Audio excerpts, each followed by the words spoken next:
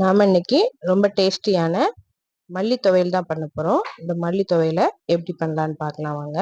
துவையல் பண்றதுக்கு முதல்ல அடுப்புல கடாய் வச்சு 1 ஸ்பூன் ஆயில் விட்டுருக்கேன். ஆயில் சூடானதும் 5 வரமிளகாய் கொஞ்சமா கருவேப்பிலையில சேர்த்து நல்லா வறுத்துடலாம். இப்போ வறுத்தாச்சு. கருவேப்பிலையும் வத்தலையும் தனியாக எடுத்து வச்சிடலாம். இப்போ அதே கடாயில் எக்ஸ்ட்ரா 1 ஸ்பூன் ஆயில் விட்டு ஒரு 3 ஸ்பூன் அளவுக்கு வரமல்லி சேர்த்து கருகாம நல்லா வறுத்துடலாம். இப்போ இது கூட ஒரு 3 ஸ்பூன் அளவுக்கு தேங்காய் துருவல் சேர்த்து நல்லா வறுத்துடலாம். இப்போ நல்லா வறுத்தாச்சு. இப்போ இது கூட ஒரு 5 பல் பூண்டு, நம்ம வறுத்து வச்ச வரமிளகாவையும் கருவேப்பிலையும் சேர்த்து நல்லா வறுத்துட்டு ஆற வச்சு மிக்ஸி ஜாரில் மாற்றிக்கலாம். கொஞ்சமாக புளி, தேவையான அளவு உப்பு சேர்த்து கொரகொரப்பாக அரைச்சி எடுத்துட்டு அதுக்கப்புறம் தண்ணி சேர்த்து அரைச்சிடலாம். இப்போ துவையல் அரைச்சதை ஒரு பவுலில் மாற்றி வச்சுருக்கிறேன். இப்போ கொஞ்சமாக சாதம் போட்டு அதில் கொஞ்சமாக துவையல் போட்டு பிசைஞ்சு சாப்பிட்டா ரொம்ப நல்லாயிருக்கும். ட்ரை பண்ணி பாருங்கள்.